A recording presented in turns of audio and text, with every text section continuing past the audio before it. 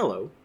I'm pretty sure some of us have experienced that moment of surprise when we discover that a fun fact we like to share, in fact, turns out to be non-factual. Often it's simply a case of misinformation spreading inadvertently. Ideas, like a game of telephone, can transform as they pass from person to person, leading to false widespread beliefs. Today we're going to go through the top 10 that I'm tired of hearing other people tell me, and hopefully after this video you can add a few of these to your, actually, arsenal. In no particular order, let's get right into it. Number 10. Sunflowers don't always face the sun. This process is called heliotropism and is common in many types of plants, but what you'll find when the sun's setting in the west and you're out there with your honey and the moon's coming up and her favorite song is coming on is that the sunflowers are all facing east. It's true that while it's still an immature bud, it'll follow the sun, but once it's straightened its act out and grown into a mature sunflower, they'll start pointing towards the rising sun. If you don't believe me, please enjoy this nice collection of pictures of sunflowers not facing the sun, and then think about why you want to argue with the pre-recorded video you chose to click on. Number 9. Frogs can sense when the water is coming to a boil. I'm going to start this one off by saying that when looking this one up further, I came across the idea that some people have that if you throw a frog into boiling water, it'll instantly jump right back out. I don't know about you guys, but I've never heard this one, and it makes sense because when you throw any living thing into a large body of boiling water, it's just going to die. The one I heard while growing up is that if you put a frog into a pot of room temperature water and slowly bring it to a boil, the frog at no point will ever notice and it'll just slowly cook to death. Well, it was tried twice, and after applying heat for less than 5 seconds both times, the frog jumped right out. This idea was put out there to suggest that maybe humans are slow to sense change and act in a timely manner, but if you're anything like me and it's not within that constant 5-degree window, you'll instantly know.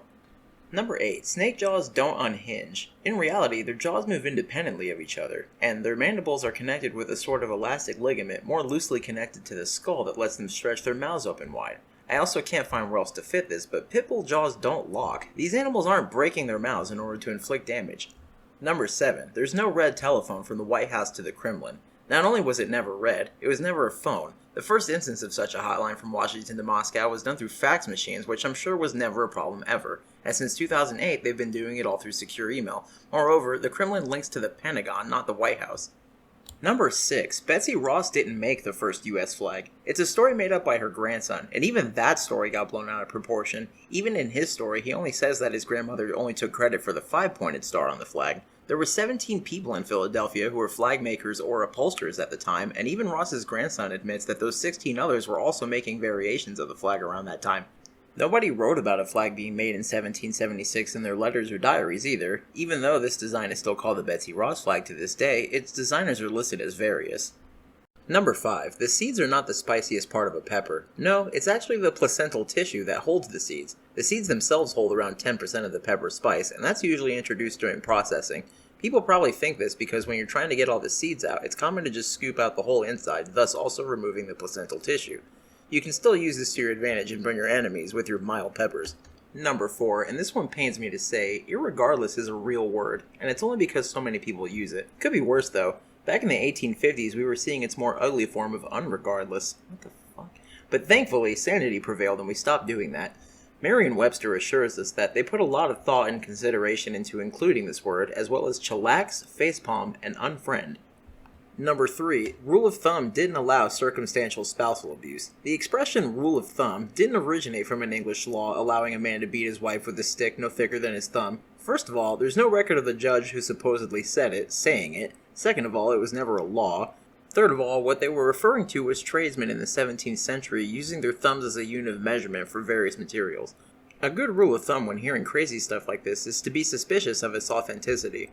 Number 2. You don't need to wait 24 hours to file a missing persons report. It all relies on context. If Frank is prone to going out on hiking trips without telling anyone where he's going, that's kind of on him when the Panthers get him and no one hears of him ever again. But if Gram's walker and glasses are still there, but Gram isn't, the cops aren't going to tell you to wait 24 hours because she's probably out saving Frank.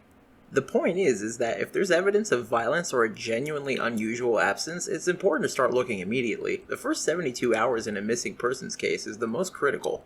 Number 1. Daddy Longlegs isn't the most venomous spider and can bite humans.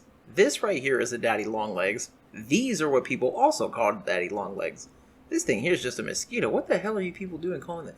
Anyway, if you're saying that this thing's venom can kill a person, but its teeth can't puncture a person's skin, what you're implying is that someone out there milked a spider and then injected the venom directly into another person, which just didn't happen.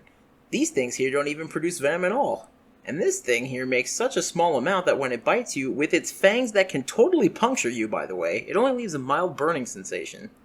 So there you have it. Hopefully someone out there just became a bit more annoying with this latest update. If you know someone who still believes one of these things, go ahead and send them this video so that they know better. I'll source it all down in the description. Thanks for being with me again today.